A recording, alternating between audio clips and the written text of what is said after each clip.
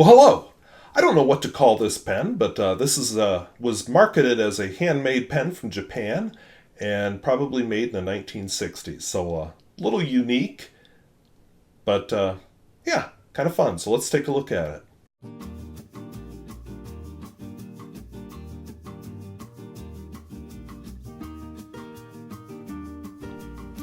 If videos like this interest you, where I talk about fountain pens both new and old and at all price points, I would invite you to subscribe. And hey, what's your experience with handmade fountain pens? Have you ever seen a demonstrator lever filler like this? Let me know down in the comments. So this was an Etsy find. This was totally by accident. I want to say it's been a year, maybe 2 years since I bought it. It was not even a pen I was particularly looking for, but the description appealed to me, and I bought it. You know, they had some Urushi pens by this pen maker. They don't identify the pen maker. The seller is no longer active as far as I can see, which is a shame, but they had some interesting pens, and I bought, since I didn't know really all that much, I bought just this one, but I'm reasonably pleased with it. So let's take a look at it. So as you can see, it was sold, it was called a stone finish. I didn't quite realize it would be a demonstrator when I bought it. One thing that has shown up, not thrilled with, somehow blue ink must get behind there must be a cap liner and it gets inside it.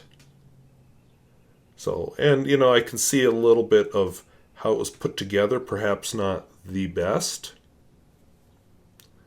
But handmade pen, lever filler. And what's this? Yes, inside. Now I hoped I could show you this while filling, but it didn't quite work out. But you can see the J-bar pushing on the sack. It is, I think, an acrylic sack. Yeah, there you go. A little bit more action. Got stained the first time I filled it. They sent along a bottle of Pilot blue black ink, which I thought, oh yeah, that'll fit. I mean, it's a Japanese pen. Why wouldn't it fit? Well, didn't quite work out the way I thought it would, but whatever. So I'm going to fill it with what's supposed to be a fairly... Oh, I should show you the rest of the pen. So the nib is nothing amazing. You know, it's a hardest iridium pointed pen with what looks like an ebonite feed. The clip, about all that's on it is this little number at the top,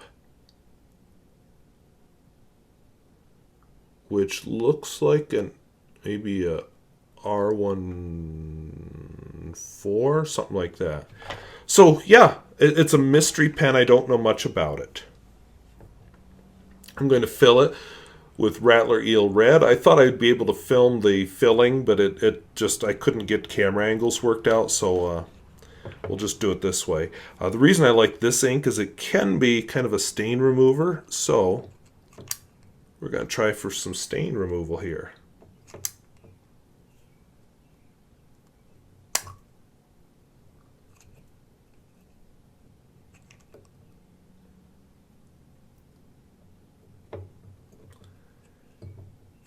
Okay, now it's not bubbling anymore when I do the lever. And wouldn't you know it, I forgot to bring a cloth over here to clean the nib off. So let me quick dive off screen and edit the timeout. So I had hoped at some point I'd learn more about this pen, but I never did. So I'm just going to call it my Japanese handmade pen. This is I don't know if it would be a kit pen, but close to that probably. The ink in it is Noodler's Rattler Eel Red.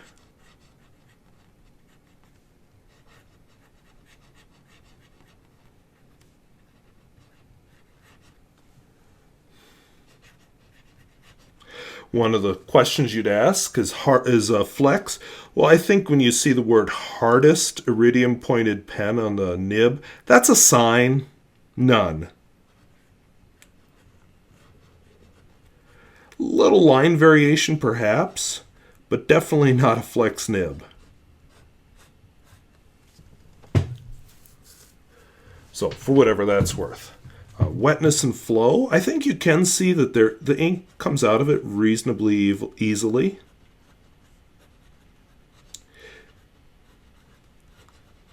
It's also possible the microphone is picking up. This isn't the smoothest nib, but with a fine point like this and a hard nib, perhaps you don't expect it to be too smooth. Not objectionable, just not like super smooth.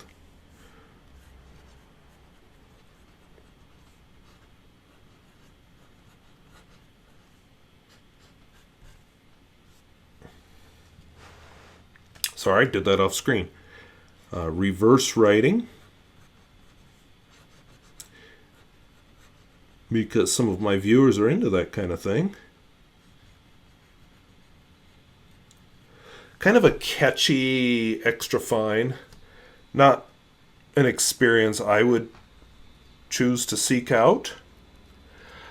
And let's do a longer form writing sample. Oops.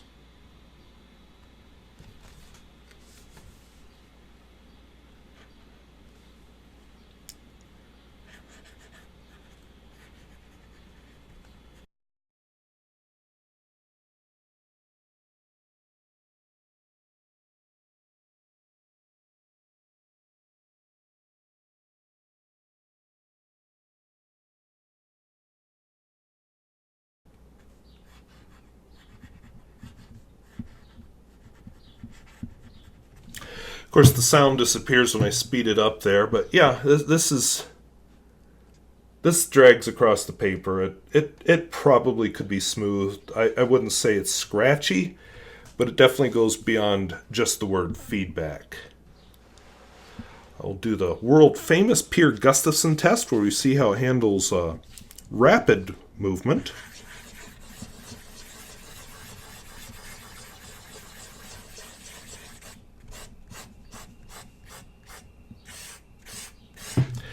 And I think you can see it had no trouble keeping up, despite its many faults. And I would lay that down a lot to this, I'm pretty sure it's ebonite feed.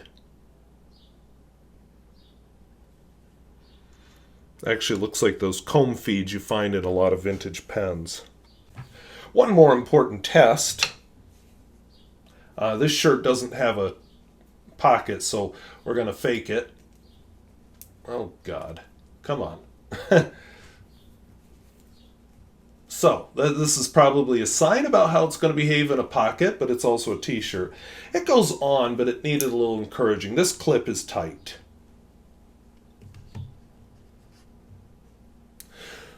So what do I think? Well, tell you the truth, I like the pen. I think it's attractive. I like being able to look inside and just see the workings. That's part of the fun of a demonstrator.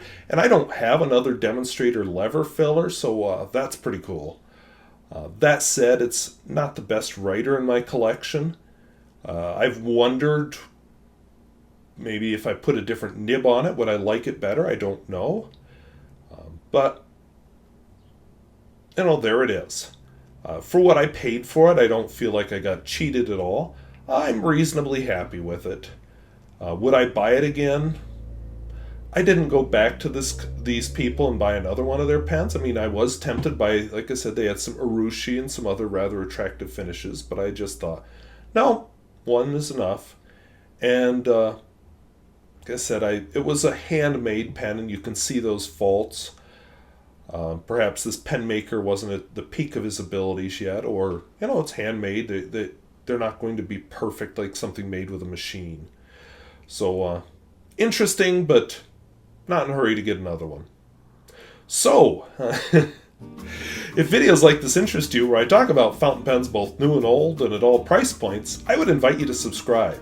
And hey, what's your experience with handmade pens? I think I've done 2 now on this channel. I did my Ethan pen a while back, and now I've done this one. Do you have any? Maybe there's a pen maker you recommend. Let us know down in the comments. So I want to thank you for watching. We'll see you later. Bye-bye.